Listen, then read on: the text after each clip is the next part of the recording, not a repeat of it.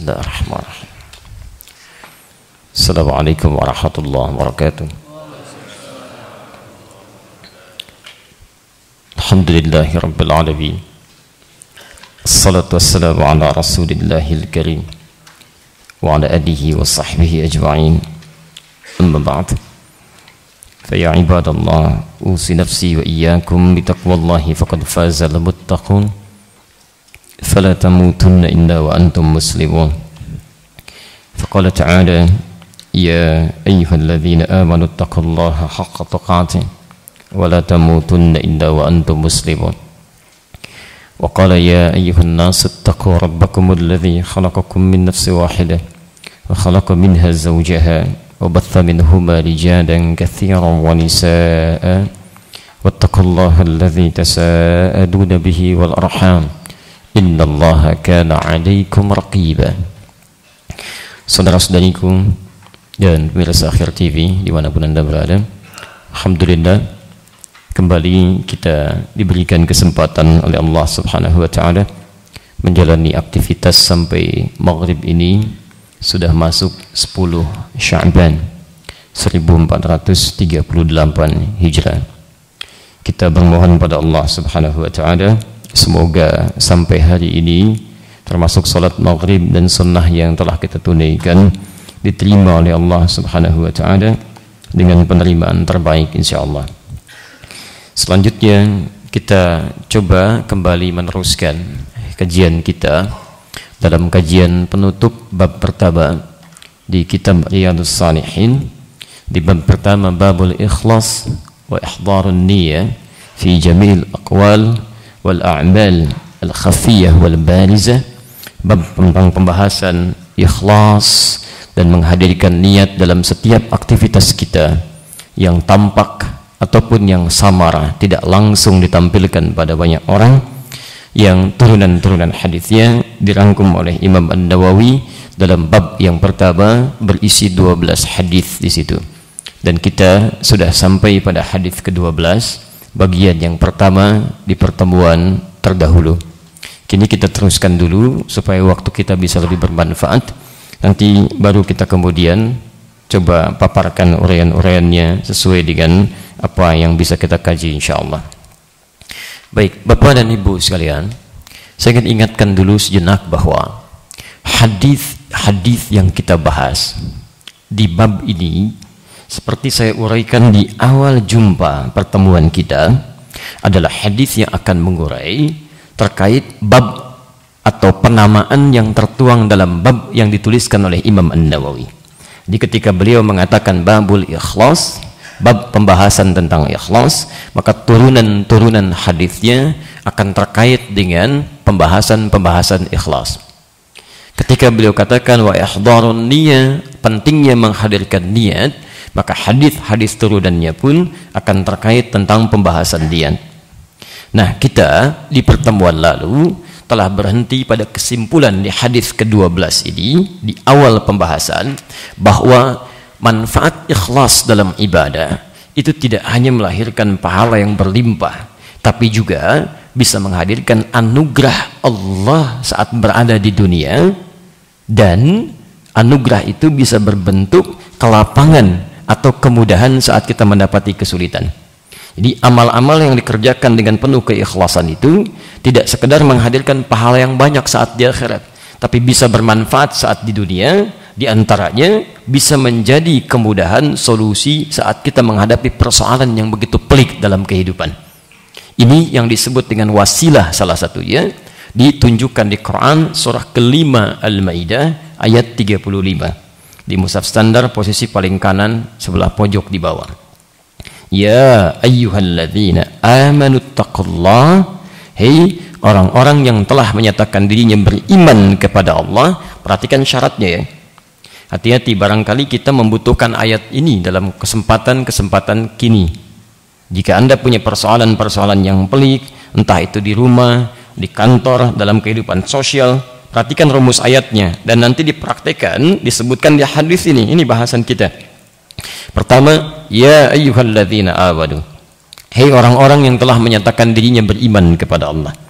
Syarat pertama, jika Anda ingin diberikan kemudahan oleh Allah dalam kehidupan, syarat pertama iman. Hati-hati, mudah dalam definisi syariat itu adalah hal yang terkait dengan keberkahan, bukan kemudahan semu.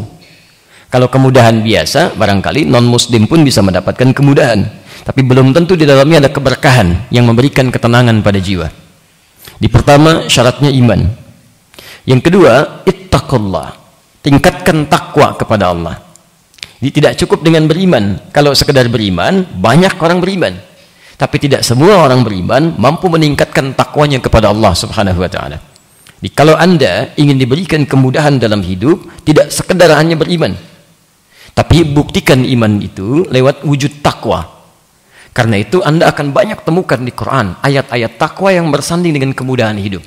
Saya berikan contoh sebelum kita teruskan ya. Saya ingin Anda paham dulu konsepnya. Ya, jadi tidak baik kalau Anda membahas sesuatu tapi tidak paham dasarnya. Bagaimana tiba-tiba ada hadis ini gitu kan? Kan kita harus kaitkan korelasinya dengan ayat-ayat Quran yang ada, ya. Baik, teman-teman, perhatikan Quran surah ke-65 misal. Ayat 2 sampai 3. Ujung ayatnya, wa may yattaqillaha yaj'al lahu makhraja. Perhatikan rumusnya, siapa yang bisa meningkatkan takwanya kepada Allah, yaj'al lahu makhraja, maka Allah akan berikan jalan keluar dari setiap persoalan yang ia alami. Ini yang saya garis bawahi. Takwa ini solusi. Perhatikan teman-teman sekalian, fokus. Kan? Baik, lihat, wa may yattaqillah, siapa yang bisa meningkatkan takwanya kepada Allah, yaj'al lahu makhraja, Allah akan berikan jalan keluar, solusi dari setiap persoalan yang dialami. Ketika Allah menyebutkan solusi, jalan keluar, itu kalimatnya berbentuk nakirah, umum, ya, tidak menggunakan alif lam. Kalau menggunakan alif lam dalam gramatikal bahasa Arab di ilmu nahwu disebut dengan ma'rifah, spesifik, khusus. Jadi kalau misalnya kalimatnya menggunakan alif lam, yaj'al lahul makhraja, berarti hal yang diselesaikan itu cuma satu masalah saja, satu persoalan. Tapi ketika kalimatnya berbentuk nakirah, umum, maka maknanya menjadi luas, seakan-akan memberikan isyarat bahwa mohon maaf, setiap orang yang hidup boleh jadi mendapatkan banyak problematika dalam kehidupannya. Luas sifatnya, bisa di rumah, di kantor, kehidupan sosial, anak di sekolah, sampai di kampus. Ada saja persoalan yang bisa menjadi ujian untuk kita untuk meningkatkan kualitas hidup kita. Nah, caranya bagaimana? Sederhana kata Quran. Tidak perlu biaya terlalu mahal, tenaga terlalu banyak. Ya, sederhana. Anda bisa tingkatkan takwa, kami selesaikan masalah aja kata Allah, kasih solusi. Di orang takwa itu bukan nggak punya masalah, ada masalah. Barangkali bahkan lebih berat dibandingkan orang-orang biasa. Ya, cuma karena dia meningkatkan takwa sebelum menjalani masalahnya, Allah sudah ringankan sehingga terasa lebih mudah. Jangan dikira orang takwa misalnya nggak punya persoalan, tidak. Mungkin dia punya persoalan dalam hal kehidupan, kebutuhan hidupnya, punya persoalan dalam pikirannya, macam-macamnya. Tapi masya Allah ketika takwa itu meningkat, maka hidup menjadi lebih ringan. Ini poinnya. Bahkan persoalan rizki, karena kalau Anda lanjutkan ayatnya, wa yarzuqhu min haitsu la yahtasib. Bahkan urusan rizkinya pun, rizki, ya, itu masya Allah. Jangankan dari yang dia cari, dari sisi yang tidak diduga pun, yang tidak dia fikirkan, itu bisa didatangkan. Ya. Tiba-tiba datang, mau beli buah, tiba-tiba ada orang, ya, orang memang wasilahnya, tapi siapa yang menetapkan? Allah Subhanahu Wa Taala. Gak usah bayar Pak, biar aja saya yang bayarin. Tiba-tiba Anda mau makan, mulai mau mencari makanan, datang diantarkan ke rumah, masya Allah. Ini diantara kemudahan-kemudahan hidupnya bisa didapatkan. Ya. Sama, jangan dikira para ustadz juga, para kiai, para ulama tidak punya persoalan, mungkin lebih banyak. Bahkan persoalan orang lain ikut dipikirin juga. Masya Allah, bukan persoalan sendiri, itu persoalan orang. Sehari begini. Apa dikira mudah menghadapi itu? Tidak. Makanya ketika Imam Asy-Syafi'i datang kepada Imam Waqiyah mengeluhkan tentang persoalan hafalannya, keluhan Imam Asy-Syafi'i enggak seperti kita, mungkin beda titik, beda koma gitu kan. Baik, kita komanya belum nyampe sudah lupa gitu kan. Tayyib, syakautu waqi'an an su'i hifdhi. Saya mengadu pada Imam Waqi tentang permasalahan hafalan saya. Fa nasahani an atrukal ma'asi. Maka beliau nasihati saya untuk tinggalkan maksiat. Ya, indah kalimatnya, tingkatkan takwa, jauhi maksiat. Faqala al-ilmu nurun wa nurullahi la yunzaru ilal asi. La yunzalu ilal asi. Ilmu itu cahaya, sedang cahaya Allah nggak akan diturunkan pada pelaku maksiat. Nanti kita akan lihat di antara makna takwa itu, kerjakan ketaatan, jauhi maksiat. Takwa nasihatnya. Jadi kalau Anda sekarang punya persoalan, nggak pernah tuntas, di rumah masalah, bagi sementara orang masalah yang sama cukup dengan senyuman. Masalah Anda udah 3 bulan nggak tuntas-tuntas. Coba dicek, mungkin takwanya yang kurang. Di kantor kenapa nggak pernah selesai? Lamaran sini disampaikan, sana disampaikan, proposal juga disampaikan, sudah lamaran pernikahan ditolak, ini juga ditolak, gitu kan? Apa masalahnya? Padahal Anda juga ya di atas rata-rata, gitu kan? Apa yang salah? Mungkin ini persoalannya, takwa. Jelas ya? Jadi ketika Anda meningkatkan takwa, solusi itu datang. Sama dengan anak-anak juga, Pak, Bu. Kalau ingin dibuka kecerdasannya, itu takwa yang berperan. Quran surah kedua, Al-Baqarah ayat 282. Posisi paling kiri dari atas sampai bawah. Karena ayat terpanjang itu di Quran. Baik ya. Tapi lihat di ujung ayatnya saja. Wattaqullah wa yu'allimukumullah. Dan tingkatkan takwa Anda kepada Allah. Wa yu'allimukumullah, dan Allah mengajarkan pada Anda pengetahuan. Itu tuh cara cepatnya mendapat pengetahuan. Jadi ada orang-orang yang cuma ikhtiar, belajar, baca macam-macam. Ada yang orang-orang selain dia belajar, dia coba tingkatkan takwanya kepada Allah. Siapa yang punya pengetahuan? Allah. Karena itu disebut Al-Alim. Allah yang punya rizki, Allah punya pengetahuan, Allah punya kemudahan. Kenapa Anda tidak mendekati yang punya itu untuk diberikan secara langsung? Dekati dengan ikhtiar. Makanya orang-orang yang meningkat takwanya itu lain. Begitu dia baca, baru sebagian kalimat dia sudah paham kemana maksudnya ini. Kadang-kadang dia lewat berapa halaman karena paham ini intinya akan ke sini, ini kalimatnya akan begini. Mendengar kalimat, oh ini kayaknya ke sini, dan seterusnya, ada kemudahan di situ. Ya. Silahkan cek. Nabi Muhammad pernah belajar? Kalau tidak tahu katakan wallahu alam, paling cepat gitu ya. Jangan banyak berpikir. Antum nih lihat mobil dipikirin, macet dipikirin, lihat ustaz dipikirin. Masya Allah, baik gampang. Kalau nggak tahu katakan wallahu alam. Nabi Muhammad pernah belajar? Oh masya Allah, ini luar biasa. Ya, tidak. Karena itu beliau disebut ummi. Nggak pernah baca, nggak pernah belajar, nggak ada guru yang mengajarkan. Makanya ketika turun ayat pertama, apa wahyu pertama kali turun? Iqra. Lihat kalimatnya, Iqra. Tidak berhenti sampai situ. Lihat Iqra. Ketika turun kalimatnya Iqra, baca. Kata beliau, ma ana biqari. Saya nggak bisa baca. Beliau bisa katakan begini, ma qara'tu. Bisa. Saya nggak bisa baca. Tapi kalau kalimatnya dirubah jadi kata benda ditambah ba, ma ana bi, ba-nya taukid di situ untuk menekankan. Jadi kalau diterjemahkan, saya betul-betul nggak bisa baca, nggak bisa saya. Iqra, turun lagi yang kedua. Kata beliau, ma ana biqari, saya nggak bisa baca. Yang ketiga, Iqra, baca, saya nggak bisa baca. Dipeluk oleh malaikat kemudian. Perhatikan ketika ayatnya turun secara sempurna, ayat pertama, Iqra bismi rabbikal ladzi khalaq. Muhammad baca, jangan karena engkau tidak pernah mendapatkan guru untuk mengajarkanmu membaca. Bukan karena tidak pernah ada orang yang menuntun engkau untuk membaca. Lakukan itu karena Rabbmu.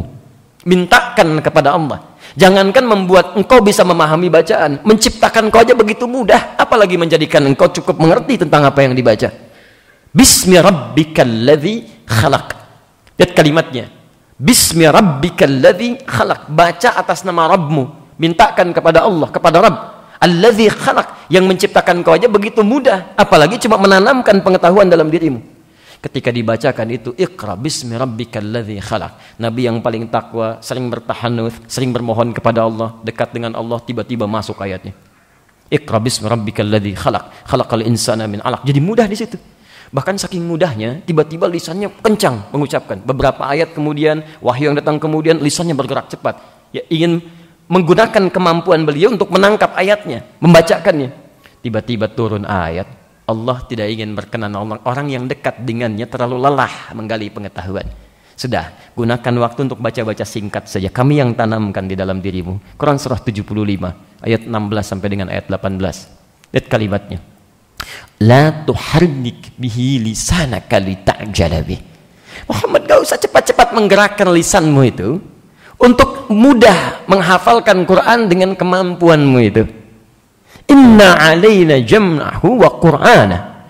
Inna alaina jam'ahu wa qur'ana. Biarkan kami yang menghimpun Quran dalam dirimu dan kami bimbing bacaannya. Fa idza qara'nahu fattabi' qur'ana. Maka jika sudah kami bimbing bacaannya, kamu tinggal ikuti saja. Ada orang-orang yang dia berikhtiar, Allah tanamkan pengetahuan dalam dirinya. Demikian Khidir alaihissalam. Wa 'allamnahu min ladunna ilma. Quran surah 18 ayat ke-65. Posisi paling kanan di pertengahan. Ada ditanamkan.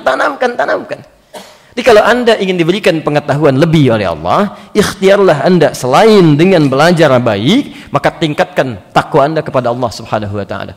Maka pengetahuan ditanamkan. Bahagia juga begitu. Quran surah kedua 189. Ya, wattaqullaha la'allakum tuflihun. Kalau pengen bahagia kata Allah, tingkatkan takwa. Tingkatkan takwa. Ya, hati-hati, materi belum tentu mendatangkan kebahagiaan.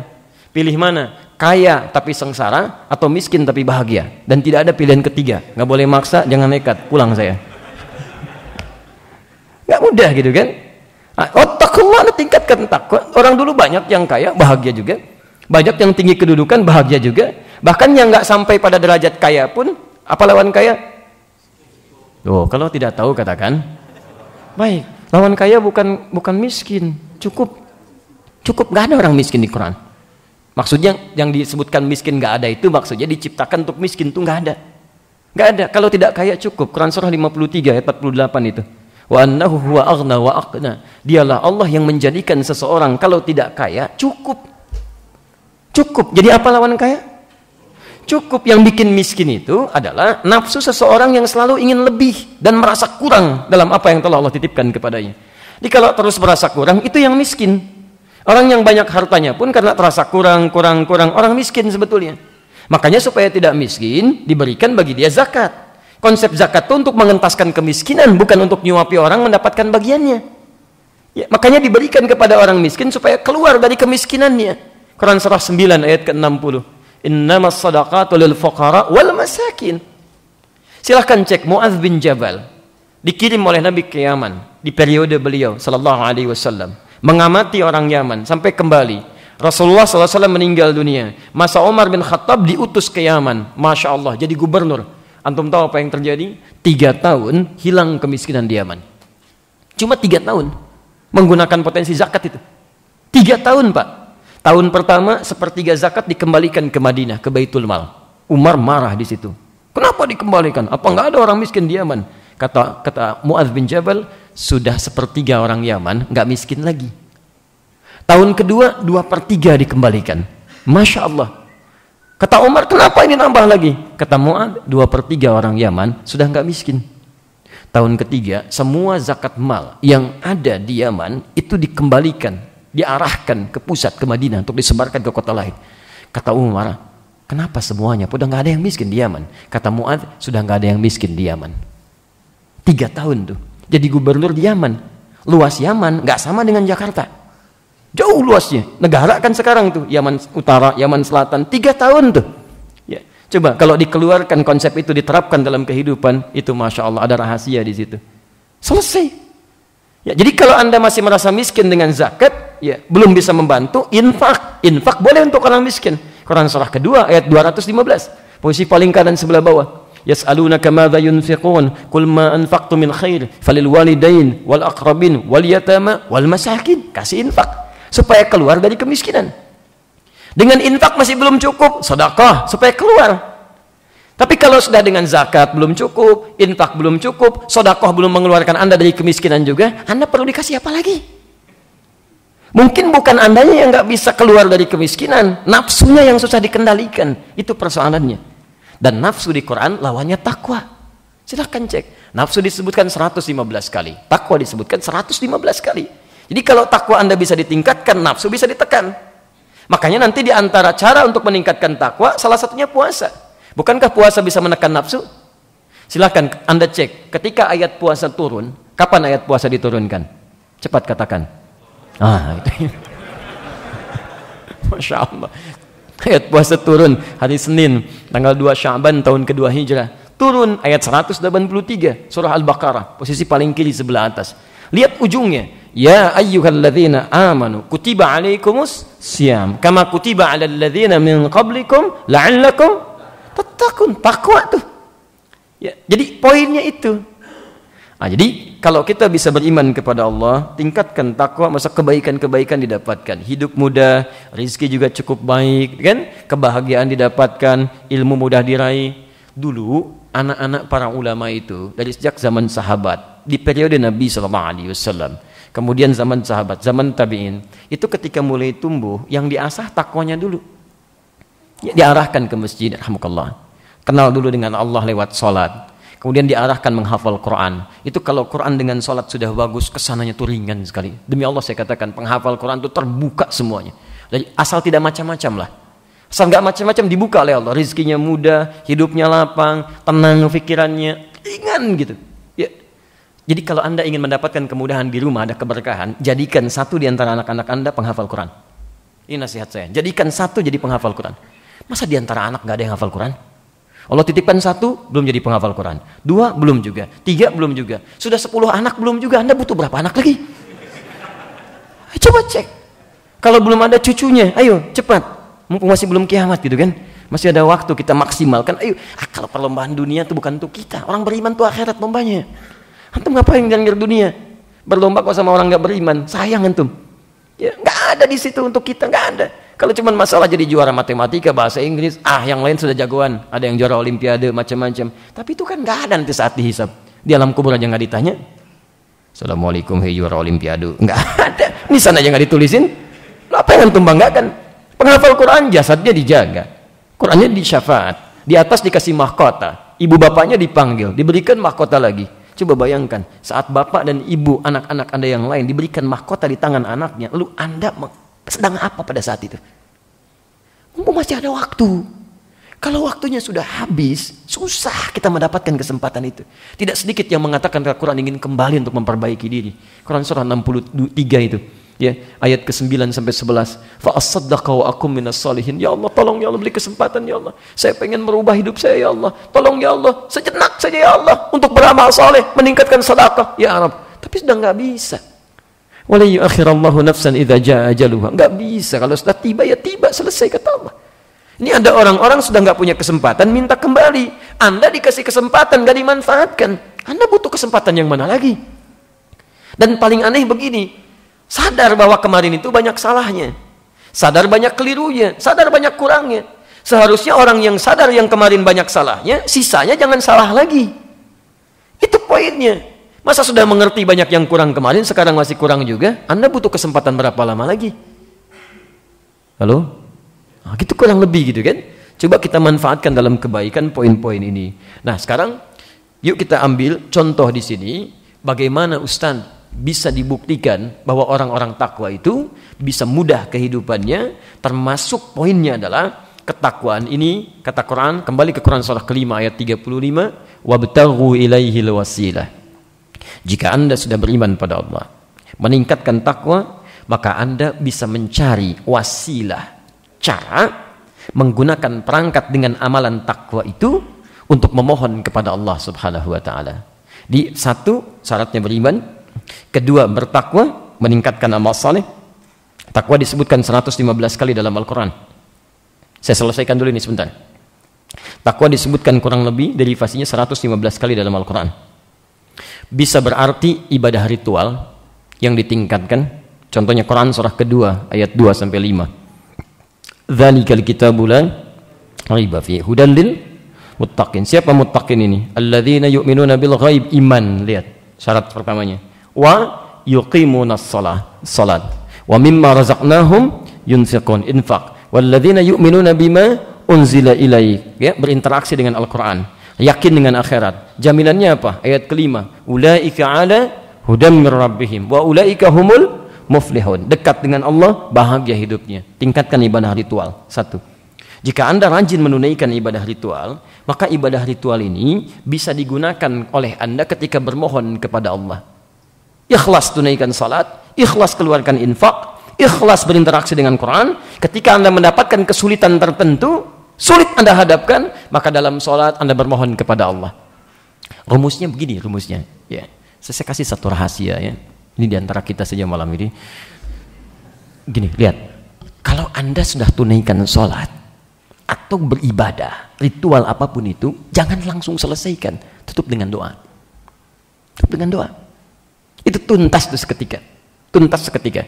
Anda kerjakan ibadah. Setelah selesai ibadah, isi dengan doa. Minta kepada Allah. Orang-orang yang berdoa setelah dia beribadah, apalagi ibadahnya dilakukan di waktu yang tidak setiap orang bisa mengerjakannya. Tahajud, mulai istighfar, menghafal Quran, lalu Anda berdoa kepada Allah, cepat tuh dikabulkan. Cepat dikabulkan. Bahkan kadang-kadang ada orang yang belum meminta, Allah sudah berikan itu. Dan nanti kisahnya banyak di Quran, di kajian lain barangkali bisa kita bahas itu. Jadi kalau Anda sudah selesai, termasuk dalam sholat, kan ada itu petunjuk berdoa. Kalau Anda baca sunnahnya kan, ya setelah sholat apa yang dilakukan? Mohon jangan mengarang ya. Jangan mengarang hanya ada di bahasa Indonesia. Kalau tidak tahu katakan, baik. Setelah sholat apa yang dilakukan? Wallahu alam. Jadi Anda melakukan apa setelah sholat selama ini? Kenapa kita malam ini ya? Baik. Teman-teman, Quran surah keempat ayat 103, posisi paling kanan sebelah atas, sedikit ke tengah. فَإِذَا قَضَيْتُمُ الصَّلَاةَ فَاذْكُرُوا اللَّهَ. Jika Anda telah tuntas mengerjakan sholat, segera berzikir kepada Allah. Zikir, qiyaman, kalau buru-buru sambil berdiri kata Allah. Jadi sebetulnya buru-buru Anda tidak harus menepikan Anda untuk bisa berzikir. Masa nggak ada kesempatan dari sini keluar ke mobil, saya buru-buru ya, Masya Allah, apa Anda akan terus katakan sampai dengan ke mobil, saya buru-buru, saya buru-buru, saya buru-buru, Masya Allah. Apa nggak sempat ada ucapan istighfar? Astagfirullah, astagfirullah, astagfirullah. Hadis Muslim nomor hadis 591. Pasca salat Nabi ucapkan astagfirullah, astagfirullah, astagfirullah. Allahumma antas salam, wa minkas salam, tabarakta ya dzal jalali wal ikram. Kata Quran, Anda selesai salam, qiyaman sambil berdiri kalau buru-buru silakan, daripada berkata yang tidak bermanfaat. Astagfirullah, astagfirullah, astagfirullah. Keluar masjid ke kiri, apa yang diucapkan? Masa astagfirullah. Allahumma inni as'aluka min fadlik, kan? Lupa astagfirullah, astagfirullah. Sampai pintu mobil. Lumayan daripada Anda bicara yang tidak jelas, lihat kanan kiri yang tidak bermanfaat. Zikir, wa qu'udan, kalau waktunya luas sambil duduk. Silakan teruskan. Hadis Muslim nomor hadis 593. La ilaha illallah wahdahu la syarika lah, lahul mulku wa lahul hamdu wa huwa ala kulli syai'in qadir. Hadis Muslim nomor hadis 597. Teruskan subhanallah, subhanallah, subhanallah, alhamdulillah, alhamdulillah, alhamdulillah. Setelah itu teruskan ke An-Nasai bab keempatnya, teruskan sampai mengucapkan ayat kursi, bacakan ayat kursi. Abu Daud nomor hadis 1523, bacakan qul huwallahu ahad. Setelah itu qul a'udzu birabbil falaq, setelah itu qul a'udzu birabbin nas. Setelah itu apa yang dilakukan? Tahu dari mana? Baik, Ibnu Majah nomor hadis 925, berdoa. Doa itu. Dan doa bagian dari zikir. Quran surah 7 ayat 205 itu kan? Wadhkur rabbaka fi nafsika tadarruan wa khifatan wa dunal jahri minal qaul. Zikirlah, sebut nama Rabbmu, minta dalam dirimu.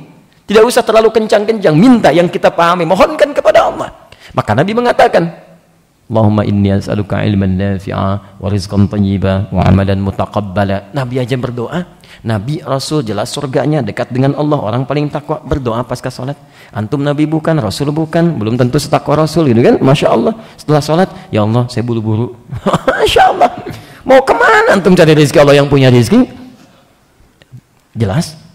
Nah, jadi gunakan setelah kita menunaikan tingkat takwa yang pertama, amal saleh dalam bentuk ibadah ritual, itu berdoa kepada Allah. Termasuk bagian kedua, takwa itu juga dipahami hubungan baik dengan makhluk. Ingat, hubungan baik dengan makhluk itu bagian dari takwa. Awas, hati-hati, jangan sekedar meningkat ibadah ritualnya. Banyak yang diadukan pada Nabi, kisahnya maksud saya. Ya Rasulullah, si fulanah itu sering mencela padahal dia rajin sholat, rajin puasa, macam-macam. Kata Nabi, hiya finnar, kalau dia tidak bertobat di neraka tempatnya. Di hadis Muslim, hadis 5611, ada orang sholat, ada orang puasa, ada orang zakat, tapi senang mencela orang lain, senang menuduh orang lain, senang mengambil hak orang lain tanpa dibenarkan, berselisih, ada yang menumpahkan darah. Kata Nabi, tukhadhu hadza min hasanati wa hadza min hasanati. Kalau dia sholat kemudian mencela orang, pahala sholatnya dipindahkan seketika. Antum sholat maghrib nih, keluar ke sini, dia begitu lihat orang lain jalan pakai peci, nggak sama dengan antum dia salam, lihat tuh cuman pakai peci doang, jamaah enggak. Masya Allah, itu seketika pindah tuh pahalanya. Terus temennya ikutan lagi, iya ya, nggak seperti kita ya. Masya Allah, 2 orang ke sini. Yang ketiga datang, kenapa sih rame-rame? Itu nggak sholat, nggak nyangka ya, nyangka tuh dia, sama aja gitu. Jadi pindah semua tuh seketika tuh. Makanya dibangun takwa dengan hubungan baik dengan manusia. Quran surah ketiga Ali Imran ayat 133 sampai 134. Di sini nanti poin untuk disambungkannya. Wasari'u ila maghfirah. Bergegaslah untuk istighfar kepada Rabbmu, meraih ampunan Allah. Wa jannatin 'arduha as-samawati wal ard. Dan bahkan bisa masuk surga yang luasnya seluas langit dan bumi. U'iddat lil muttaqin. Disediakan bagi orang takwa. Siapa orang takwa di sini? Amalannya dimulai dengan amalan yang tidak sama dengan Al-Baqarah tadi. Padahal sama-sama muttaqin. Yang satu hudal lil muttaqin, satu u'iddat lil muttaqin. Sama kalimatnya. Tapi amalannya alladzina yunfiquna fis sarra'i wad dharra, yang gemar berbagi dengan sesamanya, baik lapang ataupun sulit. Wal kadhiminal ghaidha, yang sanggup menahan amarah. Kalau menahan amarah artinya ada yang marah. Ada yang bisa membuat marah, dia tahan amarahnya. Wala afina 'anil nas, dia maafkan orang. Kalau memaafkan artinya ada yang salah, dia maafkan. Masya Allah, ternyata sikap-sikap hubungan baik dengan manusia itu salah satunya bahkan bisa menghasilkan surga di akhirat. Tapi Anda jangan salah, ternyata bukan cuma di akhirat. Allah akan anugerahkan anugerah besar saat dia berada di dunia. Di antaranya mengentaskan dia dari kesulitan yang sedang menerjang. Jika Anda ikhlas mengerjakan perbuatan termasuk hubungan dengan makhluk, kata Quran, wabdagu ilaihil wasilah, itu bisa digunakan sebagai wasilah untuk bermohon kepada Allah untuk mengentaskan kesulitan yang pernah dialami. Apa buktinya? Ini yang kita baca ya, kisah pertama sudah kita bahas, sekarang dua kisah selanjutnya. Dulu sudah kita bahas tentang kisah seseorang yang berbakti kepada ibunya. Secara singkat, yang baru bergabung, ada 3 orang sedang berjalan, qadar Allah terjadi hujan, kemudian berteduh di sebuah gua. Ketika masuk menunggu hujan reda, tiba-tiba qadar Allah dengan izin Allah Subhanahu wa taala kemudian menggelinding satu batu besar menutup pintu guanya. Mereka tidak bisa keluar sama sekali. Maka ketiganya merenung, setelah berusaha mendorong tidak mampu, merenung. Di antara renungannya tadi yang saya simpulkan dalam ayat Quran tadi, mereka memutuskan akhirnya untuk bermohon kepada Allah lewat amal-amal baiknya sebagai wasilah. Paham ya? Jadi saya buka dengan mukaddimah tadi supaya nyambung. Maka masing-masing menyebutkan amal soleh yang pernah dikerjakan supaya bisa menjadi wasilah bagi solusi yang mereka harapkan. Yang pertama, dulu saya kisahkan, pernah meningkatkan bakti kepada orang tua sampai-sampai enggak menyentuh minuman dari susu yang diperas langsung lewat tangannya sampai ibu bapaknya minum terlebih dahulu. Sehingga pernah beliau ketinggalan datang ke rumah telat, bapak ibunya sudah tidur, maka dipeganglah kemudian cawan susu itu, dipegang sampai bangun, sampai mau subuh megangin itu gitu ya, saking inginnya bapak ibunya minum duluan, sedangkan anak-anaknya ditidurkan duluan, istrinya tidurkan duluan. Lalu setelah bangun, bapak ibunya nggak sadar kalau anaknya sudah megangin nampan susu itu sudah sejak lama. Tahu-tahu sudah ada susu ya katanya, diminum seketika. Kata orang ini, ya Allah, kalau sekiranya amalan itu menjadikan bagian dari kesolehan hamba yang kau terima, mohon bebaskan dengan itu kami dari kungkungan batu ini. Yang tadinya sulit didorong tiba-tiba bergerak, tapi belum bisa keluar. Apa amalan selanjutnya dari 2 orang yang lain? Ini yang kita bacakan. Bismillah. Qala al-akhar, yang lain kemudian mulai bermohon kepada Allah. Allahumma, duhai Allah. Lihat kalimatnya, dia tidak mengatakan ya Allah, tapi Allahumma. Dalam bahasa Arab bisa dikatakan ya Allah. Kalau ya Allah digabungkan jadi Allahumma. Tapi ada perbedaan rasa di sini. Kalau Anda ucapkan kalimat ya Allah, itu kalimat yang diucapkan sifatnya datar. Kapanpun bisa diucapkan. Ya, bisa diucapkan. Ya, Anda misalnya lihat jalan ke sini, tiba-tiba ada lubang sedikit terpeleset ke situ, Anda ucapkan ya Allah gitu kan? Ini tidak hanya sekedar berdoa. Ya, lihat sesuatu tumpah, ibu-ibu bawa makanan tumpah, ya Allah gitu kan? Lihat ke atas langit tiba-tiba mendung, ya Allah. Jadi kalimatnya masih umum, bisa digunakan doa, bisa pada fenomena tertentu. Tapi Allahumma tidak. Allahumma itu umumnya kalimat pembuka dalam doa yang bernada kelembutan dan ketawaduan. Jadi kalau Anda sedang berdoa kepada Allah menggunakan kata Allahumma, maka sikap kita mesti merendah. Jangan naik. Allahumma, itu enggak tepat. Anda turunkan, mohon dengan penuh kelembutan. Maka sikap lembut inilah yang menghadirkan rahmat Allah turun kepada Anda semuanya. Paham sampai sini? Ya, jadi Allahumma jarang digunakan untuk fenomena. Ya, misalnya ibu-ibu bawa baskom tiba-tiba tumpah jusnya. Allahumma, hampir nggak pernah dengar saya begitu. Ya, baik. Jadi kita teruskan. Allahumma, duhai Allah, bermohon dia. Innahu kanat libnatu amb. Saya punya sepupu, anak paman, perempuan, cantik. Luar biasa. Kanat ahabban nas ilayya. Dan dia sosok yang saya cintai di antara sekian orang yang pernah saya temui. Jadi ini mencintai anak pamannya, kan saking cintanya muncullah perasaan suka yang mendalam, jatuh cinta lah di sini. Ya. Kemudian wa fi riwayah, dan dalam riwayat lain kata Imam An-Nawawi, kuntu uhibbuha ka ashadda ma yuhibbu rijalun nisaa. Bahkan saya sangat mencintainya seperti laki-laki yang tengah dibabuk cinta pada seorang perempuan. Memang sudah sampai pada tingkatan cinta luar biasa, sehingga nah ini yang jadi persoalan. Ini yang jadi persoalan. Kalau sudah masuk hal-hal yang demikian, seharusnya itu harus diselesaikan. Imma Anda mengungkapkan kalau ada rasa lewat perwakilan, disampaikan dan sebagainya. Jangan banyak dipendam lama-lama. Setan bermain nanti di situ. Kalau memang sudah waktunya, punya rasa, ada ketertarikan, sampaikan. Ya, Quran surah ke-49 ayat 13, ta'aruf di situ. Ta'aruf, saling di situ. Awas, hati-hati, ini bukan dari sisi laki-laki saja. Memang umumnya laki-laki mencari. Tapi perempuan pun suka ngintip-ngintip. Ini ya, bukankah Sayyidah Khadijah memperhatikan Nabi SAW? Ya, bukan Nabi yang memperhatikan Sayyidah Khadijah. Nabi diperhatikan Sayyidah Khadijah. Jalan dengan pembantunya, asistennya Maisarah, diceritakan Rasulullah Muhammad itu begini sallallahu alaihi wasallam. Diperhatikan lagi oleh Sayyidah Khadijah setelah mantap dengan akhlaknya Muhammad sallallahu alaihi wasallam. Kata beliau, tolong sampaikan utusan kepada pamannya agar berkenan melamar saya. Jadi dari dua sisi itu ada, bisa berlangsung. Ada ketertarikan, ya lewat orang yang bisa lebih baik mengenal dirinya. Tanyakan bagaimana pribadinya dan sebagainya. Sampaikan. Kalau diterima, alhamdulillah. Kalau belum ditolak, masih ada peluang. Kan? Berusaha lagi. Tidak sama sekali, sudah jangan nekat. Kan? Banyak mungkin yang lain yang itu hanya mengantarkan pada Anda untuk kreatif lagi mencari cara yang lebih baik. Ya, jelas ya? Baik. Ini tidak dia pendam, setan datang ke situ. Apa yang terjadi? Sudah, hati-hati ya. Ini sudah rumus nih. Ada setan-setan yang masuk pada orang yang sedang dimabuk suka, dimabuk cinta. Hati-hati itu. Termasuk setan yang pernah menggoda Imra'atul Aziz, istri pembesar di masa Nabi Yusuf. Silakan cek. Ya, hadir di rumahnya dalam suasana sering ditinggal oleh suaminya, gitu kan? Gantengnya luar biasa. Dilukiskan di Quran surah ke-12 ayat 31 itu, posisi paling kanan, Masya Allah. Perempuan-perempuan kalau lihat Nabi Yusuf sedang motong-motong begini, teriris tangannya. Wa qatta'na aydiyahunna, sampai-sampai ketika lewat teriris tangannya. Wa qulna hasya lillahi ma hadza basyara in hadza illa malakun karim. Ini sih bukan manusia, ini malaikat yang sedang menyamar. Saking gantengnya. Lewat teriris itu. Jadi pria-pria yang ganteng sekarang jangan terlalu bahagia dulu. Ibu-ibu lewat di hadapan antum belum tentu kepleset. Nabi Yusuf tidak, Nabi dan ganteng luar biasa. Tapi persoalannya apa? Ada di rumah, dilihat oleh perempuan, punya perasaan, tapi tidak bisa mengontrol diri. Setan datang ke situ. Berbuatlah sesuatu yang tidak diinginkan. Inilah terjadi, setan masuk ke sini, maka apa yang terjadi dengan setan itu? Seperti apa dia menggoda? Kita nanti lihat setelah menunaikan sholat Isya berjamaah. Ada berapa menit ke Isya? 3 menit ya untuk persiapan wudhu dan menyusun saf insyaallah.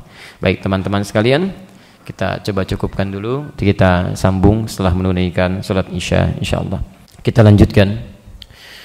Orang kedua menengadah kepada Allah bermohon, Allahumma ya Allah, sungguh saya pernah mencintai seseorang, anak paman saya.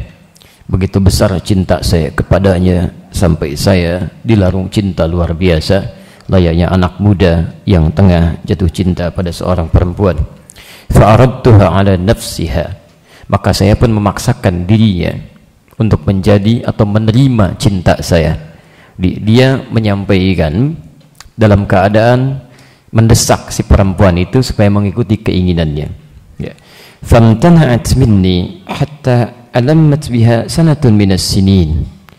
Maka penolakannya itu begitu membekas pada hati saya, terluka saya dengan itu, sampai saya merasakan penderitaan berlangsung dalam hitungan tahun, membekas. Masya Allah, cinta yang tertolak, keinginan yang tak terpenuhi. Sudah disiapkan, pengen-pengen disampaikan, tiba-tiba ditolak, gitu kan, dalam keadaan yang tidak biasa.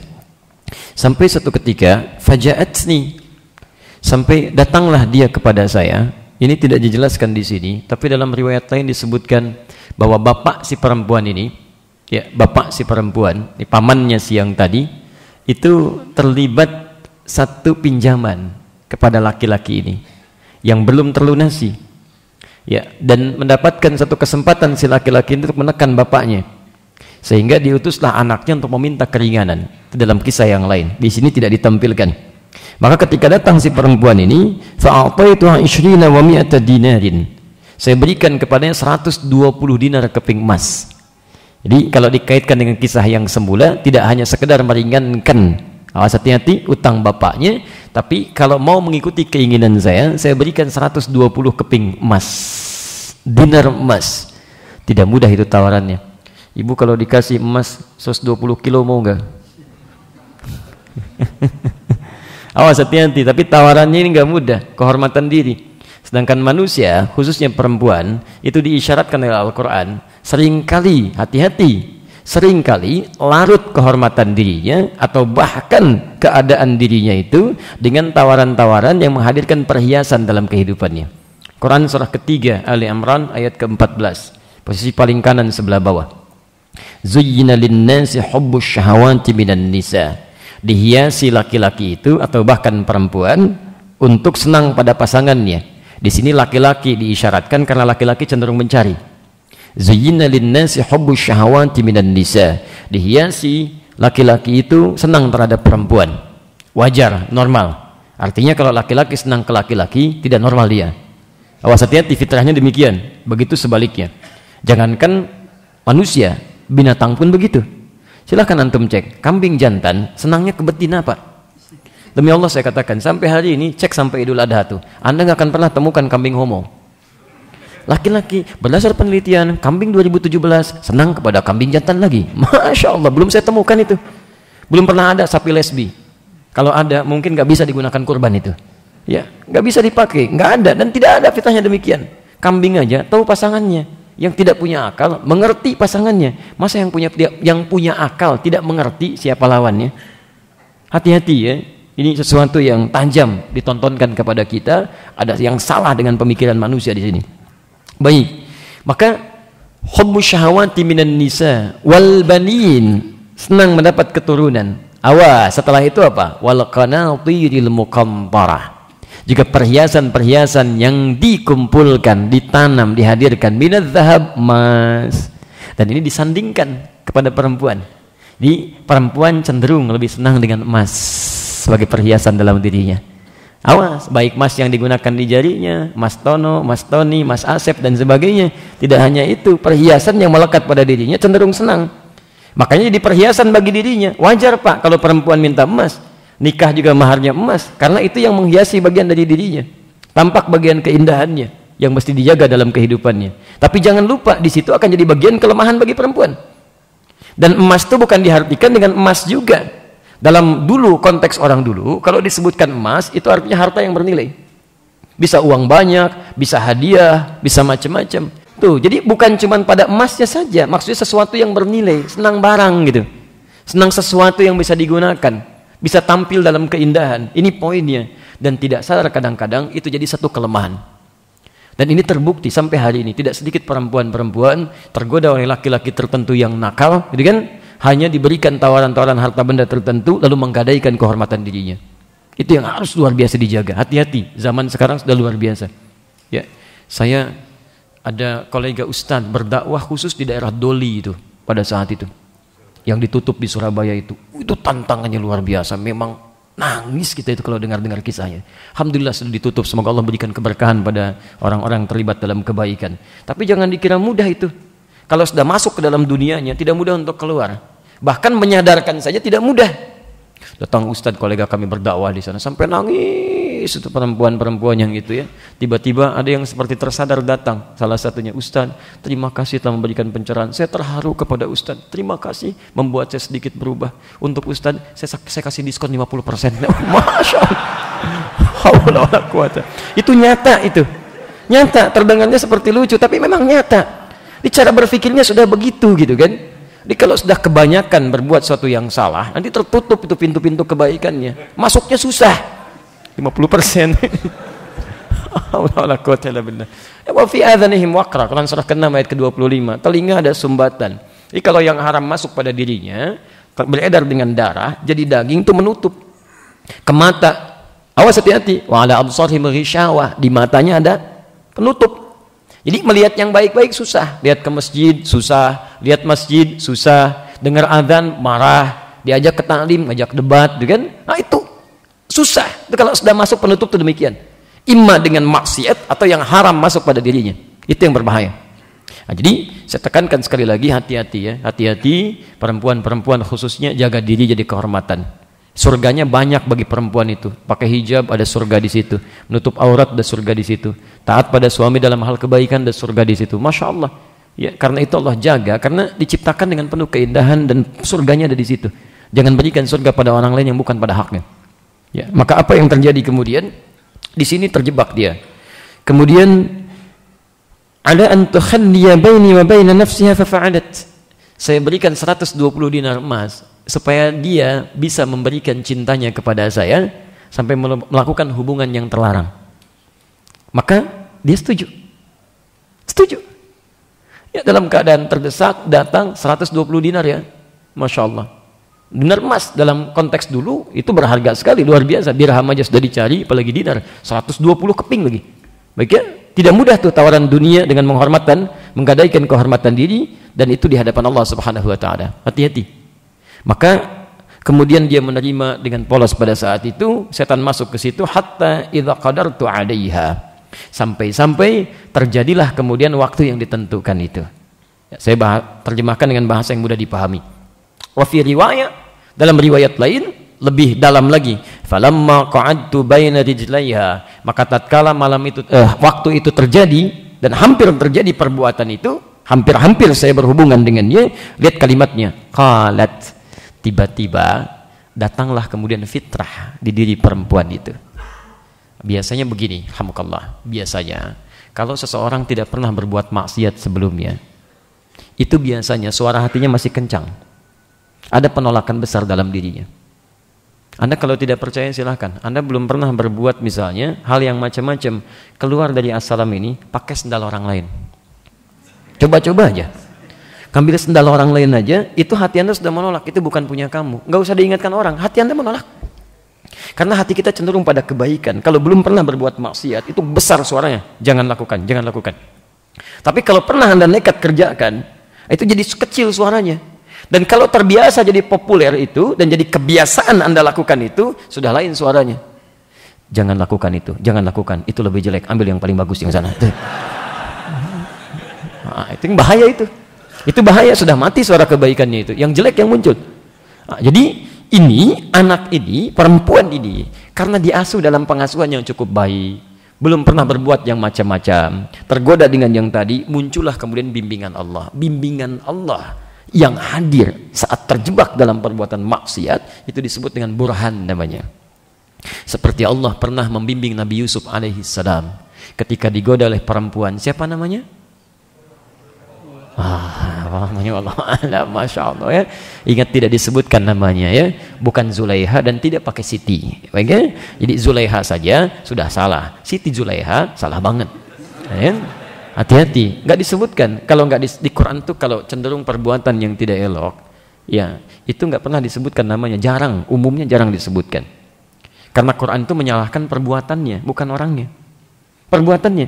Jadi kalau ada orang berbuat salah, Anda jangan gunjingkan orangnya. Tujuan Anda apa sih? Merusak kehormatan orangnya atau ingin memperbaiki perbuatannya? Jadi kalau ada orang salah, perbuatannya diperbaiki, bukan orangnya digunjingkan.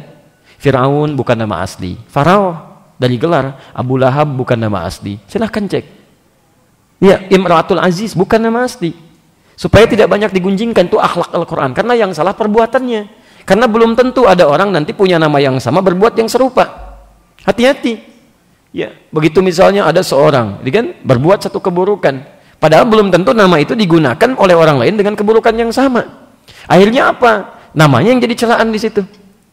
Nama misalnya Hasan, kan? Kelakuan misalnya, mohon maaf, tidak bagus. Lalu Anda celah, dasar kamu nama aja Hasan, kelakuan begini, dasar Hasan jelek Hasan. Ingat cucu Nabi itu Al-Hasan. Jangan keliru. Dia jangan pernah mencela nama, itu nggak boleh. Itu nggak boleh. Paham ya? Walaupun keliru misalnya, maka luruskan perbuatannya. Berikan inisial yang tepat ya untuk menginisialkan pada hal-hal yang dilarang. Ya. Saya enggak Ustaz, alhamdulillah, enggak seperti dia tuh. Masya Allah, sebut lagi namanya, itu salah juga. Ya, teruskan. Bismillah. Qalat, tiba-tiba ketika si laki-laki tadi hendak kemudian mengambil kehormatan dirinya, maka berkatalah langsung di lisannya keluar. Seperti Nabi Yusuf mendapatkan gambaran bayangan, tinggalkan, kan, jauhi. Tidak tepat, itu burhan namanya. Maka muncul burhan dalam dirinya. Ittaqillah. Ittaqillah. Wala tanfuddal khatam illa bihaqqih. Masya Allah, ini bahasanya dalam sekali. Bertakwalah kepada Allah. Jangan pakai cincin kehormatan itu kecuali sesuai dengan haknya. Sesuai dengan haknya. Cincin itu kan pertanda mahar biasanya kan, digunakan, diambil bagi perempuan, berikan, ya, dibuka penutup, ya, biasanya perempuan kalau ingin menggambarkan kehormatannya dan dia diberikan gambaran maharnya atau penutupnya disingkap, diambil, jangan lakukan kecuali dengan haknya. Kalimat pertama itu yang membuat dia kemudian langsung bergetar jiwanya, diucapkan oleh orang yang tidak pernah bermaksiat sebelumnya, orang polos mau dikerjai, keluar dari lisannya, ittaqillah, bertakwalah kepada Allah. Ini kalimat ini ya, Anda betul-betul jaga kalimat Allah, jaga betul. Jangan pernah digunakan pada hal-hal yang sifatnya serampangan Anda gunakan. Demi Allah, padahal tidak begitu. Demi Allah, itu. Padahal Anda melakukan itu tidak akan berfungsi lagi. Jadi kalau Anda dekat dengan Allah, menjaga kalimatnya, maka Masya Allah. Nabi Muhammad ditodong dengan pedang begini, siapa yang bisa menolong Anda? Tidak banyak bicara, cuma satu kalimat, Allah bergetar, jatuh itu pedangnya. Berbalik, sekarang siapa yang bisa menolong Anda? Gak bisa dijawab. Jadi kalimat Allah itu, kalau kita jaga, mendekat dengan Allah, itu begitu keluar, getarannya itu ada. Sampai itu. Karena Anda mengucapkan, Allah yang memberikan hembusan kepada relung hati yang paling dalam. Ya, jadi coba nanti pelan-pelan Anda gunakan kalimat-kalimat itu pada kebaikan-kebaikan. Maka apa yang terjadi? Lihat kalimatnya. Fansaraftu anha wa hiya ahabbun nasi ilayya. Tiba-tiba ketika mendengar kata-kata itu, fansaraftu, insarafa itu kaget langsung berpaling. Sarafa gitu kan. Ada getaran dalam jiwanya, langsung ditinggalkan. Ya, saking kagetnya getaran itu, sampai kata orang ini, lihat kalimatnya, wa taraktu dhahaba alladhi a'taituha. Sampai-sampai saya saking kagetnya, saya tinggalkan bahkan dengan emas-emasnya. Seakan ada kesadaran dalam jiwanya, salah saya ini, salah, nggak benar saya, takut. Masa saya melakukan yang demikian ketika Allah menyaksikan saya? Apa jadinya di hari kiamat? Nah, ini rumus kepada kita. Kalau Anda terfikir berbuat maksiat, langsung bayangkan seketika Allah sedang melihat. Apa nggak malu bermaksiat dilihat Allah? Ada tawaran di kantor, Pak, ini proyeknya Pak, sekian ratus miliar, Masya Allah, dilihat gini. Oh, bagus juga ya, baik. Tolong ditutup pintu semua gini. Anda mau tanda tangan? Bayangkan ketika tanda tangan, Allah saksikan itu. Apa nggak malu Anda bermaksiat dilihat Allah? Bayangkan saat Anda lihat handphone sendirian begini, Allah melihat Anda, mengamati Anda, menyaksikan Anda. Dan Anda sedang merasa terhina di hadapan Allah Subhanahu wa taala. Kalau belum sampai juga paham, bayangkan seketika meninggal. Saat Anda tanda tangan, Anda meninggal. Saat sedang lihat gosip, Anda meninggal. Saat sedang mencela, Anda meninggal. Kalau sudah nyaman dengan suasana itu, biasanya lebih mudah memalingkan kita dari maksiat. Maka orang ini merasakan bagaimana saya maksiat di hadapan Allah. Allah melihat saya dan sebagai dia tinggalkan. Fansaraftu, saya tinggalkan, saking kagetnya saya tinggalkan. Bahkan dia katakan wa taraktu dhahaba alladhi a'taituha. Saya pun tinggalkan sekalian dengan emas-emasnya, saya relakan untuk dia. Karena kalimat kebaikan yang keluar dari lisannya. Jelas di sini? Baik, saya teruskan dulu. Apa yang terjadi setelahnya? Dia tinggalkan perempuan tadi karena takwa kepada Allah. Takut dengan Allah. Bahkan dia berikan emasnya sekalian, ikhlas karena Allah Subhanahu wa taala. Dengan kalimat yang keluar di lisan perempuan tadi.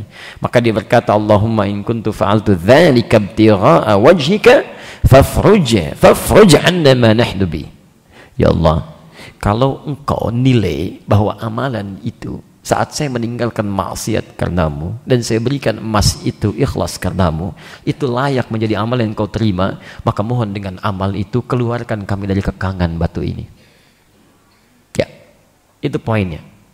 Maka fanfarajatis sakhratu ghaira annahum la yastati'una al-khuruja minha. Batu bergeser lagi, keluar, terbuka sedikit. Tapi masih belum buka keluar. Jadi yang pertama tadi berdoa dengan amalnya, batu geser. Enggak didorong tuh. Ya. Yang kedua, nyampaikan amal, batu geser. Tapi belum bisa keluar. Karena itu tibalah orang yang terakhir.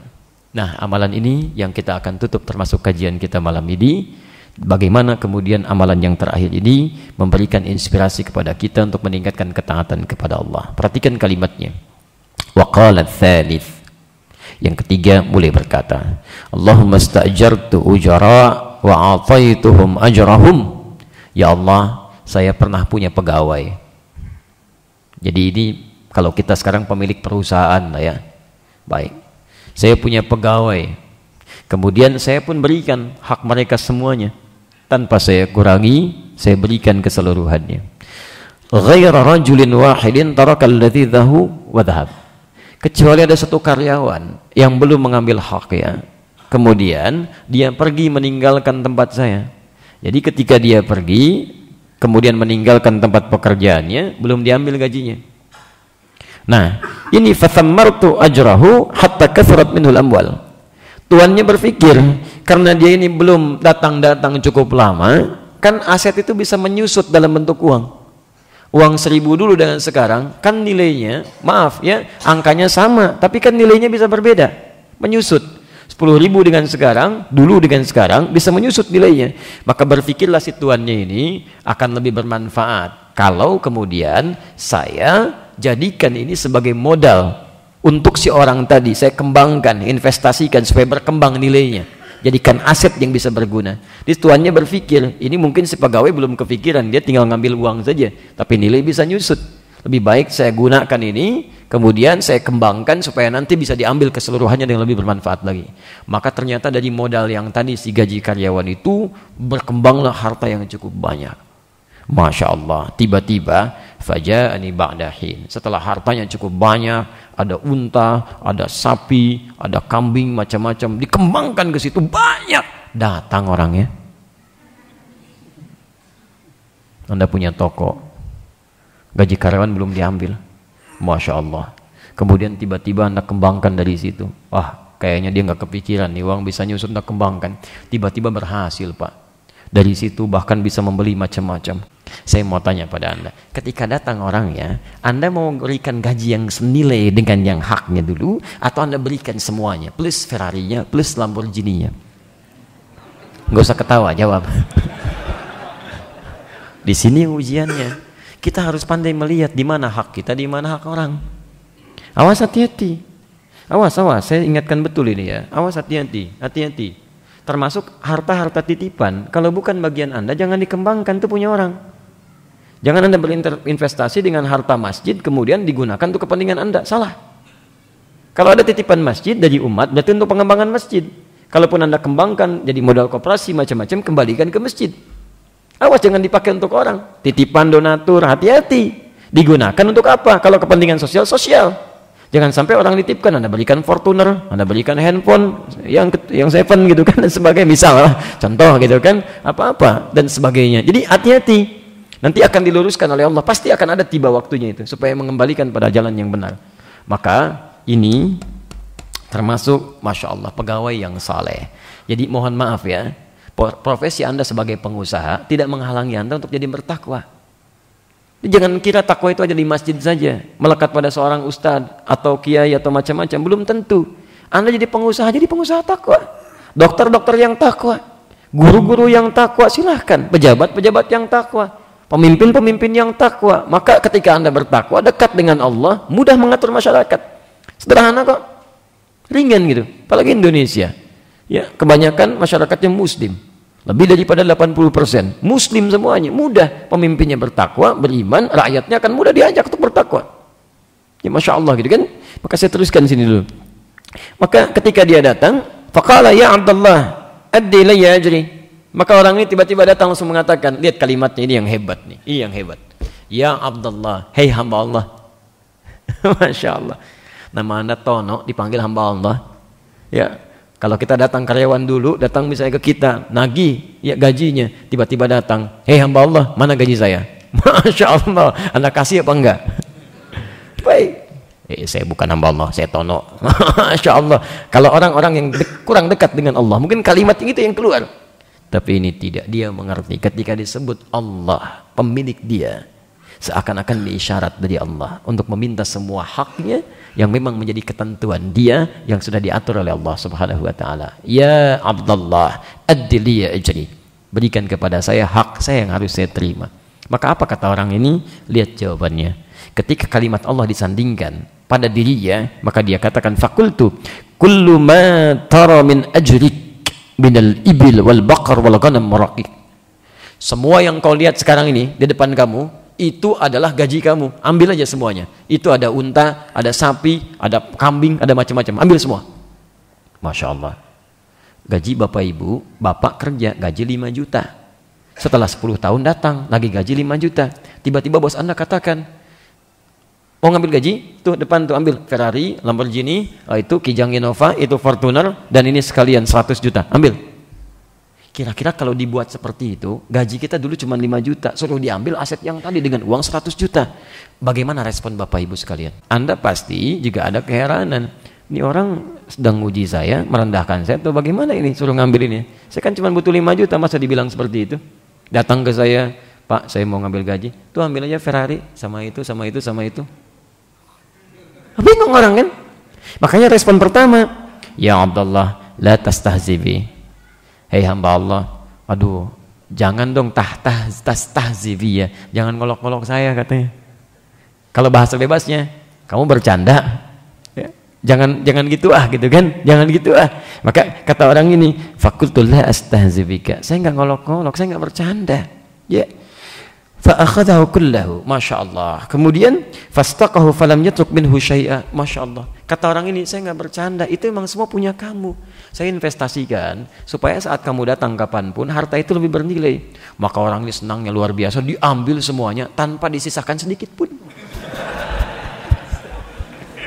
Masya Allah, nggak disisain sedikit pun tuh. Ya. Memang modalnya memang begitu, biasa dapat sedikit, tiba-tiba dapat banyak, tahu tuannya juga kaya, diambil semuanya. Udah, nggak ada terima kasih, nggak ada apa-apa gitu kan. Terima kasih ada ya, dalam bentuk pemberian tidak ada, sudah nggak disisakan sedikit pun. Ini redaksi itu. Maka apa yang terjadi? Bukan cuma subhanallah Bu, masya Allah, luar biasa itu. Semua nggak disisain. Ya, maka Allahumma in kuntu fa'altu dzalika ibtigha'a wajhik fafruj 'anna ma nahnu bi.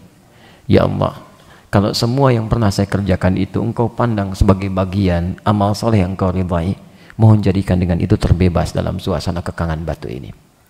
Ya, berbuat, lihat poinnya, berbuat baik pada pegawai, menjaga haknya, memikirkan masa depan dia, memberikan ikhlas tanpa sekalipun berharap, diambil semuanya. Dan dia gak katakan, apa nggak ada yang sisain nih? Nggak ada sama sekali. Nggak ada kalimat sedikit pun keluar, ambil aja. Ya Allah, kalau itu semua kau jadikan, kau nilai sebagai amal saleh yang berhak mendapatkan kebaikan, mohon ya Allah, bebaskan kami dari kungkungan batu ini. Apa yang terjadi? Pertama geser, kedua geser, yang ketiga, lihat kalimatnya. Fanfaratis sahra fakharaju yamshun, muttafaqun alaih. Tiba-tiba terbuka seketika batunya, lebar sekali. Lebar. Bukan cuma lebar, ketiganya bisa keluar. Yamshun itu masyanya bukan pelan-pelan, lenggang. Ya, kalau sedikit-sedikit bukan masya namanya. Kalau masya itu berjalan santai, jalan santai, ringan, kan? Maka apa yang terjadi? Itu menunjukkan bahwa batunya bukan sekedar bergeser. Ya, terbuka seketika. Lihat amalannya. Ketika Anda bisa mengerjakan sesuatu dengan ikhlas karena Allah, tidak berharap apapun dari orang lain, Anda memberikan tanpa pernah meminta sesuatu darinya dan sebagainya, maka itu nilainya lebih di sisi Allah Subhanahu wa taala. Lebih, apalagi bila tidak disertai maksiat sebelumnya. Ya. Yang pertama, hanya memberikan sesuatu wajar untuk ibunya, bukan orang lain. Yang kedua, disertai dengan niat maksiat sebelumnya, diberikan tapi ada pahalanya. Yang ketiga, dia memberikan bukan untuk keluarganya, untuk orang lain, tidak ada maksiat sebelumnya, nilainya cukup baik, ikhlas karena Allah, tidak berharap apapun, maka masya Allah, dia diberikan kemuliaan oleh Allah, langsung dibukakan pintu yang sangat indah, bergeser batu besar dan keluar dari situ. Ini pelajaran besar bagi kita, supaya berusaha meningkatkan takwa kepada Allah Subhanahu wa taala. Kemudian jadikan itu sebagai wasilah untuk bermohon dalam setiap kebaikan. Dan saya mengajak di bulan Sya'ban ini, sudah tanggal 10 Sya'ban, itu bulan khusus saat amalan kita itu oleh malaikat bukan sekedar dicatat, tapi langsung diangkat, disampaikan kepada Allah, disebut-sebut nama kita.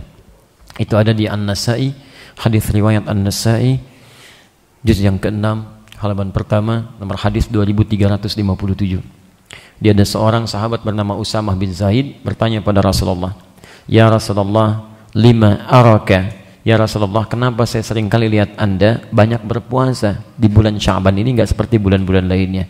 Maka kata Nabi, "Dzalika," dan demikian itu saya sering puasa, "syahrun yaghfulun nasu anhu," karena bulan ini orang sudah mulai lalai ibadah. Saya sudah bahas di 2 pertemuan tadi dan sebelumnya. Yang kedua yang menarik ini, syahrun turfa'u fihi al-a'malu ila rabbil alamin. Bulan itu semua amalan-amalan yang dikerjakan oleh kita langsung diangkat disampaikan kepada Allah. Ya, maksud kalimat ini gini, ini perbedaan antara amal-amal sebelumnya yang kita kerjakan sebelum nyampe di bulan ini. Kalau bulan biasa Anda beraktivitas beramal, itu amal Anda dituliskan. Anda baca Quran, 1 hurufnya berapa? 10. Kan At-Tirmidzi nomor hadis 2910. Man qara'a harfan min kitabillah falahu asyru hasanat. Siapa yang baca 1 huruf dari kitabullah 10 kebaikan ditulis. Nanti di akhirat itu ditampakkan. Faman ya'mal mithqala dzarratin khairan yarah. Siapa yang mengerjakan kebaikan ditampakkan. Bahkan kitabnya diberikan. Tadi saya bacakan Quran surah ke-17 itu kan dari ayat 13 sampai 15. Iqra kitabak, dibaca kitab kamu. Kafa bi nafsika al-yawma 'alaika hasiba. Cukuplah hisab kamu yang paling adil saat ini. Baca amalan kamu, ada semua di situ. Terlihat. Hari biasa dituliskan.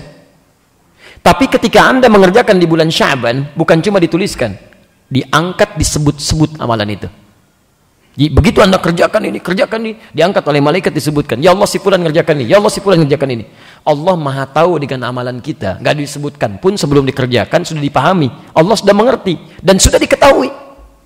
Ya, Anda nggak sebutkan pun, malaikat nggak sebutkan, Allah sudah tahu itu. Sifatnya mengetahui sebelum, sedang dan setelahnya, sampai kapanpun.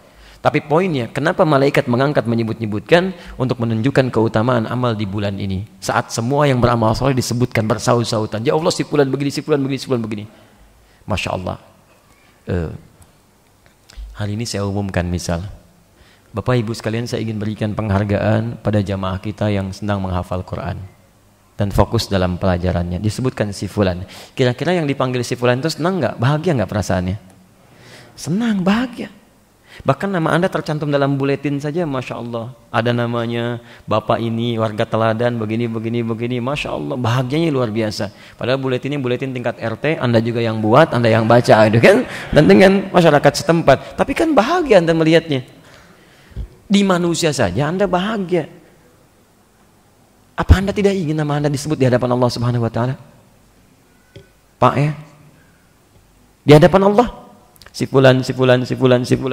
Luar biasa. Baik Anda yang sedang melihat, Anda yang mencatat, Anda yang mendiktekan tuh, dua-duanya tuh. Baik, disebut tuh di hadapan Allah tuh. Si fulan sedang mencatat, si fulan mendiktekan, si fulan enggak kedengaran, si fulan bahkan tidak merasa bahwa disebut ustadznya. Baik, terus itu luar biasa disebutkan itu. Apalagi Anda di majelis ilmu, nyambung. Semua. Karena itu saya mengajak kepada semuanya di bulan ini, ayo kita tingkatkan amal saleh, dekati Allah. Dan kita telah menutup bab terakhir, bab pertama, hadis terakhir di bahasan Riyadhus Shalihin ini. Saya telah mengajar di sini dalam kurun waktu juga yang cukup panjang untuk melihat ini.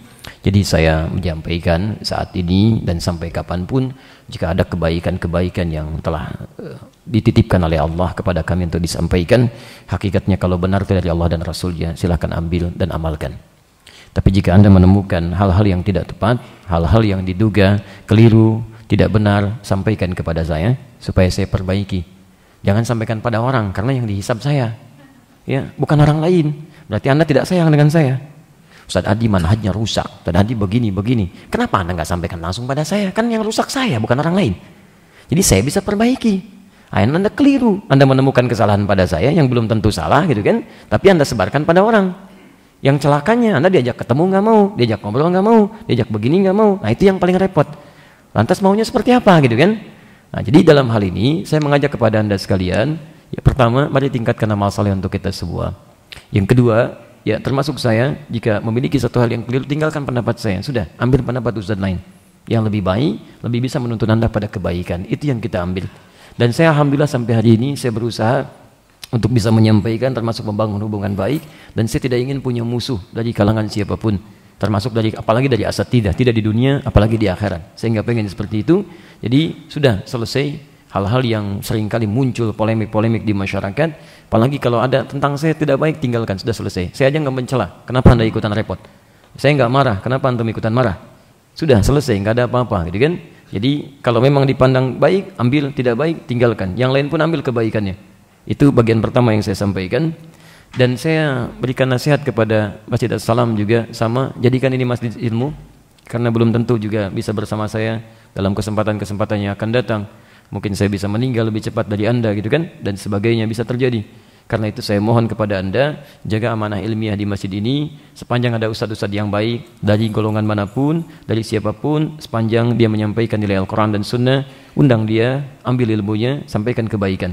Jangan jadi masjid bagian dari satu kelompok atau satu golongan, sehingga nanti ilmu-ilmu yang lebih luas itu tidak bisa Anda ambil faidahnya. Ya, silahkan ambil, sampaikan, dan mudah-mudahan ada kebaikan di situ. Yang kedua, saya telah menyampaikan materi ini, jadi saya harus jadi orang pertama yang mempraktikkan. Mulai hari ini, masjid-masjid yang dekat dengan kediaman kami, dari As-Salam, Al-Ittihad saya mengajar, Al-Amanah, Al-Ihsan, Al-Azhar, juga majlis-majlis talim sekitaran, saya mohon kepada Anda mulai hari ini dan talim selanjutnya, jangan lagi berikan sesuatu kepada saya atas ilmu yang Allah titipkan kepada saya untuk mengajar. Saya sudah tidak berharap Anda memberikan amplop lagi mulai saat ini. Sudah berapa tahun saya menahan itu. Sudah mulai hari ini tolong jangan berikan amplop lagi, jangan berikan macam-macam lagi, karena saya menginginkan hisab saya di akhirat cukup dengan ilmu yang saya sampaikan dan tidak ingin termotivasi dengan tawaran-tawaran dunia yang mungkin bisa mengurangi niat saya di hadapan Allah Subhanahu wa taala. Ditolong gunakan saja untuk bisa menggunakan kebutuhan masjid. Ini ada masjid yang belum selesai, di tempat lain ada silabus-silabus dan sebagainya. Jadi cukup rumah saya dekat, saya bisa datang, nggak ada uang transport, nggak ada amplop dan sebagainya. Justru kalau Anda berikan, saya nggak akan pernah datang lagi. Ya, jadi itu yang saya sampaikan. Dan yang terakhir, untuk Ramadan saya mohon maaf karena jatah tahun kelima ini saya mesti keluar untuk berbagi dengan tempat-tempat lain. Jadi barangkali ini akan jadi akhir kajian kita, perjumpaan kita di masjid ini sebelum bulan Ramadan. Nanti kita akan berjumpa kembali setelah Ramadan. Saya minta maaf, dan terkhusus di pertemuan yang lalu disebutkan sudah banyak yang datang, tapi saya tidak datang ke sini. Mungkin terjadi miskomunikasi ya dengan pihak di masjid, tapi saya sudah telusuri, saya investigasi juga staf-staf saya, karena dari pagi saya sudah sampaikan kepada staf untuk disampaikan, barangkali ada untuk sampai di sini. Tapi Anda ingat ya, kalau saya tidak datang itu saya kasih kabar. Biasanya demikian. Ya, dan saya tidak pernah menulis status di Facebook, biasanya langsung saya sampaikan, staf saya nanti yang menyampaikan.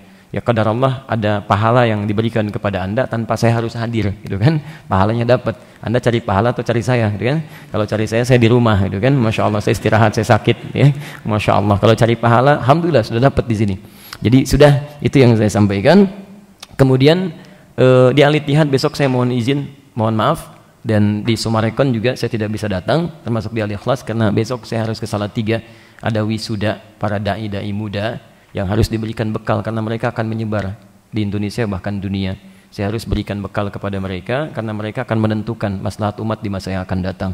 Dimohon izin sejenak, ya besok saya berangkat, tapi janji saya insya Allah saya usahakan nanti saya coba gandakan ya buku untuk pedoman Ramadan supaya bisa digunakan saat menjelang ke Ramadan, dan itu dibagikan gratis. Jadi kalau ada yang jualan itu pasti bukan dari saya dan dari akhir.